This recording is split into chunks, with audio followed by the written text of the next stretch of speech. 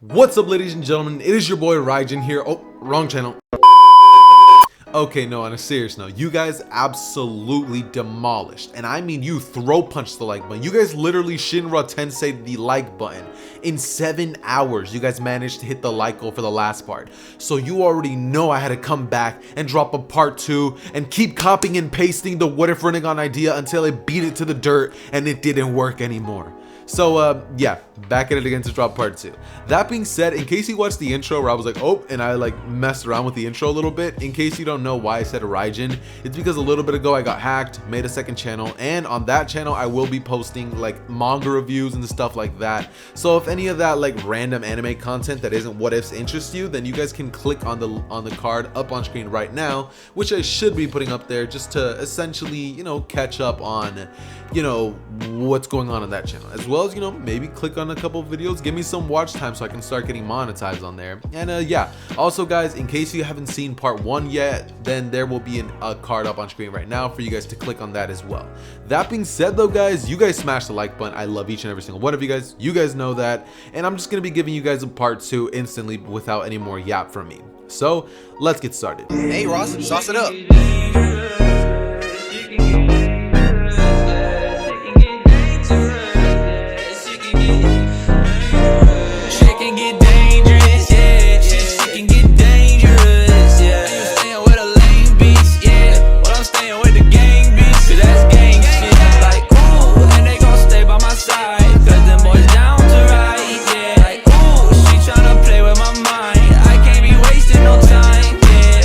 Okay, so getting back to where I had left off in the last part, we essentially left off with the dilemma of Sasuke trying to get closer to Naruto because of the fact that at this point Sasuke has now felt the pain of losing his family members, and now Sasuke is kind of on his revenge stuff, and Sasuke essentially ended up noticing that his actions and behaviors are now very similar to what Naruto's were. So we kind of left off with Sasuke trying to talk to Naruto, and Naruto telling Sasuke not to get close to him or else he'll die. Sasuke hearing this would kind of just have those words like play in his head over and over in like an echo format, as Sasuke just kind of leaves like the very next day wanting to talk to Naruto, maybe trying to get close to Naruto. So essentially what we are going to be getting into is the next day the academy would, you know, obviously happen, as Naruto would arrive at the academy and hearing the news that, you know, Sasuke actually, you know, had his whole family massacred. Naruto feels like, you know, he obviously has a little bit of a connection with Sasuke, but Naruto isn't going to be acting up on it because of the simple fact that in Naruto's eyes, if you are to get close to him, you will die. And so Sasuke tries to get close to Naruto and talk to him the very next day, but Naruto would simply stay silent. There wouldn't be a word from Naruto, and after this, Sasuke would realize that Naruto is kind of just going to continue to keep to himself. So Sasuke for the following next couple of months would try to, or no, the next week would try to talk to Naruto, until Naruto finally budges, essentially explaining to Sasuke why he doesn't talk to people. Sasuke would explain that he understands that pain. He lost his family. His entire clan was slaughtered in an instant by his brother. As after Naruto hears that, he would simply look down at the ground and say that maybe you do understand my pain, but like, even if I did tell you, what would you do? You know, he doesn't actually say that, but I just said that to reference pain. If you guys remember the talk with Naruto, he essentially looked at him and said, and even if I was to tell you, well, how would that change anything? You know, he would then proceed to tell Naruto what his suffering and pain was, and after this we just have the Naruto talk no jutsu coming into play. So not here. Here, instead, we basically just have Naruto turning his head towards Sasuke. As he kind of just hearing these words from Sasuke, Naruto would just kind of stay silent. He would then walk away, as he wouldn't honestly have any words for Sasuke. And the next day, Sasuke would have Naruto actually talk to him. Naruto would talk to Sasuke just a little bit, as Sasuke would think that maybe he's getting somewhere with Naruto. And I know that I haven't covered this quite yet, but Naruto's drip. Naruto in this version of events is basically going to be wearing a like sort of black hoodie thing. He just basically wears he wears a full black outfit, all right? That's literally what Naruto wears, with the Uzumaki crest on his back. You know, he just has a black hoodie with the crest on it, has like the little hoodie pocket. He has the ninja, you know, the jeans, and then he has like the Kakashi 3s, because obviously he has to have those drippy slides. And then we have like the, you know, the pouch and all that crazy stuff. One question: would you guys like for Naruto to learn how to use a sword? Because in a lot of my what ifs, I like to have Naruto learn Kenjutsu, because it's just like, come on, bro. It's a ninja world. Learning how to use a sword is essential, my boy. So yeah, that said, Naruto walks into the classroom and, you know, he talks to Sasuke a little bit. And this would honestly continue for the following year of the academy that is left. On this time, Sasuke would end up training on his own, and for the following year, Sasuke would train absolutely like way harder than he does in the original. I don't know why I just said absolutely without any context, but he would train like very, very hard. Like, we're talking near death experiences almost from how hard Sasuke's training. Because although now he has some sort of respect and understanding for Naruto, Sasuke still wants to become stronger than his brother someday and surpass Naruto as well. So Sasuke's training is amped up way further than what it is in the original, and he's way stronger. Think like by the end, actually, I'm not going to tell you guys how strong Sasuke is quite yet, but Sasuke is actually going to be very powerful in this version. Nothing insane, you know, he's definitely going to get a little bit of an amp to his base, what it was before, and he's still not going to awaken his Sharingan, but he is going to be having a better understanding on chakra walking, water walking, and all that stuff like that. That being said though, we would of course just have Sasuke asking tips from Naruto here and there for his training, and every now and then Naruto would decide that he's going to train with Sasuke, so they would spar a lot more with this time. They would also be the only two people who kind of talk to each other, seeing as Sasuke kind of ignores everybody, with the extra ignorance of Sakura because she's just a trash bag. And Sakura, seeing that Naruto actually gets words out of Sasuke, is just jealous of Naruto, which is so weird. Sakura has never felt jealousy towards anybody as much as she feels towards Naruto. So obviously we then basically just have it skip to the day where they're basically on their final day of the academy, or more specifically, the day of their final exams. When this time rolls around, we basically just have everybody in the classroom be handed a paper test. Naruto would fill it all out, and after the test is done, he would see that Mizuki, one of the Jonin instructors, or no, Chunin instructors, is basically up there telling a kid that there's a hidden portion to the Genin exams, explaining that he has to steal the scroll of sealing in order to learn all this stuff. Naruto, overhearing this, would decide that he's going to definitely have to look into this, seeing as that's definitely not a part of the exam. And so Naruto would question why he doesn't know that, as Kurama would say that he definitely has some ill intent. Naruto, hearing that from Kurama, would say definitely, as we would basically just have them going outside to take a physical portion, to which Naruto would end up having to fight some random background character, destroying him, completing the obstacle course in half the time that it took him originally, and that is basically what's going to be happening in terms of that. After school, however, Naruto's test would of course still be graded, just because, you know, in the original it still was graded, not thrown away, and Naruto would end up running into the kid who is about to steal the scroll when Naruto basically uses the body flicker to enter Lord Third's office. He would see the kid grabbing the scroll and would explain to him that this isn't actually a part of the exam, that he was essentially bamboozled by Mizuki, and he would tell him not to worry, that he can handle that for him. The kid would just say thank you awkwardly as he would walk out of the room, and Naruto, being who he is, the legend, would essentially grab the scroll, as he would end up going out to the forest in which they were going to meet up at. Naruto would then proceed to learn the multi-shadow clone jutsu as if it was as easy as anything, because plot twist, Naruto already knew it. So when I said he learned it, I was just saying he looked at it and was like, funny, I know this, you know what I mean? That's not actually, you know, he didn't actually learn it, he just kind of did that. But one jutsu that actually piqued his interest was the flying Raijin. And the second that Naruto's eyes would have locked onto it, he would have basically heard Kurama's voice telling him that that was his father's jutsu. As Naruto would question that he knows who his father is, Kurama would explain to Naruto that yes, he does know, as Naruto would ask why he never mentioned this, but Kurama would say he never asked. Naruto would then say, I'm asking now, you know, what is this all about? and Kurama would explain the jutsu of the flying Raijin, to which Naruto would find very interesting, and on a separate piece of paper would essentially write down the instructions for the flying Raijin, as we would essentially just have Naruto proceeding to look like as soon as he's done writing it down, he would just put the scroll back inside, and Kurama would explain to Naruto that his father was the fourth Hokage, Minato Namikaze.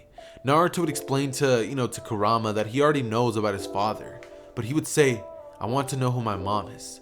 Naruto would say only somebody dumb with no brain cells wouldn't be able to figure out that the fourth is my father, aka most of the village, as Naruto would then ask Kurama who his mother was, with Kurama explaining that she was the old person that he was sealed inside of, as he would explain that her name was Kushina Uzumaki, hence where Naruto gets the Uzumaki stuff from. Naruto, hearing this, would pay close attention as Kurama would explain things about his mother. Naruto would also be curious, asking what his father was like, and basically just wondering what life would have been like had they both not perished on that day. Kurama would say that they were both actually pretty powerful ninjas, and if they would still be alive to today, Naruto would probably be even more powerful than what he currently is. Maybe never have had to go through those hard conditions that he had to go through, and that probably would lead to Kurama and him not being close, but at least he would have had a family. Naruto would look down as he would then look up at the nine-tailed fox, metaphorically of course, as he would then basically just smile. Kurama, seeing the smile from Naruto, would just kind of think that he's come a long way ever since the death of Ichiraku, the ramen stand and all that stuff. And we would basically just have Naruto waiting there until Mizuki finally arrives. As soon as he does, Naruto would absolutely wipe the floor with him, as he would end up taking the scroll back to the third's office and proceeding to leave it there without ever being recognized that it was gone. He would even hide the body of Mizuki, seeing as he didn't want anything to be discovered, and afterwards we would basically just have Naruto reporting to the academy for the next day, when all of the teams would essentially be assigned. Obviously, just like in canon, Naruto would still be assigned onto Team 7 with Sakura and Sasuke.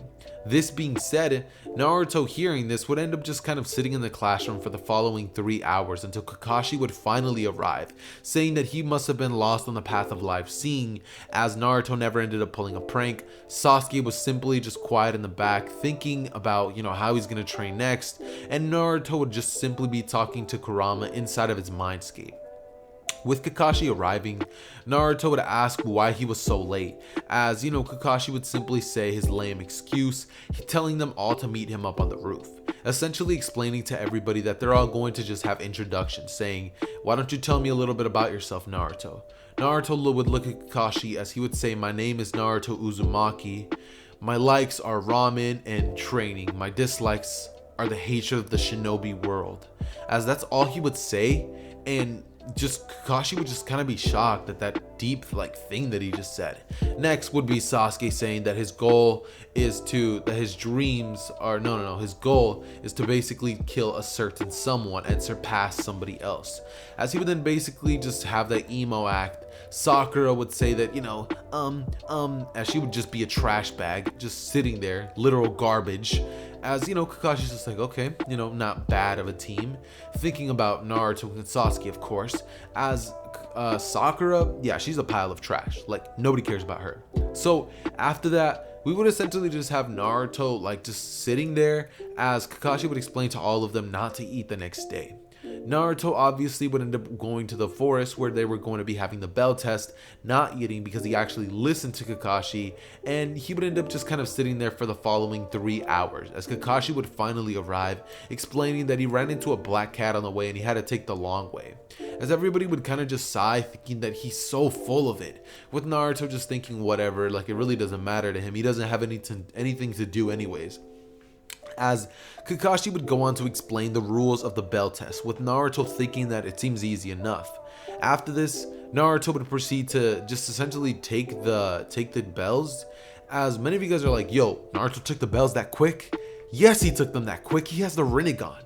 As soon as Kakashi said go, Naruto quite literally stuck his palm out as he used the ability of the Rinnegan to pull the bells right into his hands.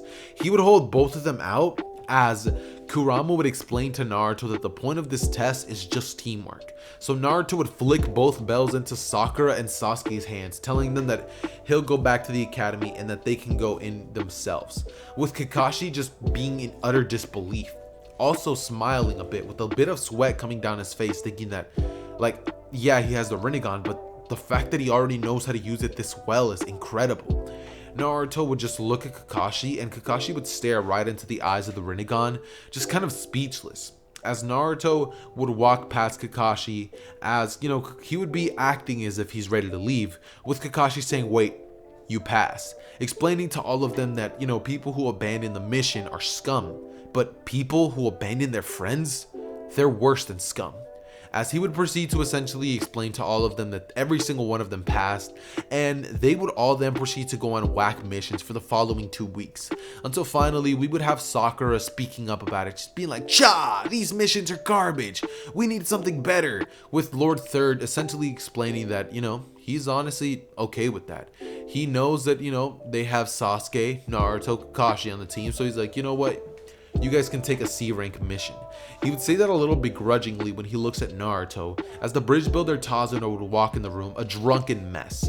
He would then basically be escorted out by the Anbu, as afterwards we would have the entire team meeting up at the village gates the next day. But before that, we would have Sasuke walking over to Naruto as he would ask him a question, if he wants to spar. Naruto would say that he's busy, but if he wants, they can spar on the way to the land of the waves. As Sasuke would think that that's honestly fun, as he would say that he's gonna go off to train. Naruto would ask him if he's finally mastered the couple of jutsus that he tried to teach him, as Sasuke would say that he has. As after this, Naruto would simply smile a little bit, like a slight smile, and he would then basically walk home. This is when the following next day would arrive, and Tazuna would have finally sobered up, as all of them would be on their way to the, you know, out of the village. This would essentially lead to all of them leaving the village and just kind of talking amongst themselves, just kind of walking for about 30 minutes until Naruto arrives and sees a obvious genjutsu, seeing both of the demon brothers within it. This is when Naruto would essentially turn one of his arms into a literal rocket launcher, as he would aim it straight at the demon brothers genjutsu and just completely like blow them up. Literal pieces of them would just scatter everywhere, as red paint would just flow the entire grassy area. This is when all the team would continue walking, as Kakashi, Sasuke, Sakura, and the bridge builder would just be shocked at what they just witnessed. Seeing as not everybody knows the abilities of the Rinnegan. The only ability that Naruto had ever shown off to this point was the ability to use the push and pull, because Naruto has never really felt the need to have to actually use any of the other jutsus. So from this point forward, we would essentially just have Naruto like just walking out of there, you know what I mean? Like, he's done with what he has to do, and, you know, he just ends up walking on with the mission, with everybody following in pursuit. This is when all of the more interesting stuff is going to be going down. After this, about 2 hours would go by, and this is when suddenly Kakashi would tell the members to duck. Everybody would do so, as Naruto would jump up into the, Naruto would not do such a thing. Naruto would stick out a hand, catching Zabuza's blade mid-air, as Zabuza would quite literally like jump onto the blade, not noticing that a kid is literally holding it. And when Zabuza's on top of it, he would notice Naruto as he holds a hand sign in the air and is simply trying to look cool, you know what I mean? But this is when Zabuza would just realize what's going on, as he would jump off of his blade, and Naruto would proceed to essentially just be like, oh, interesting. But this is when Zabuza would, you know, when he jumped off, he grabbed the blade and like tugged it away from Naruto. But he noticed he couldn't literally pull it whatsoever.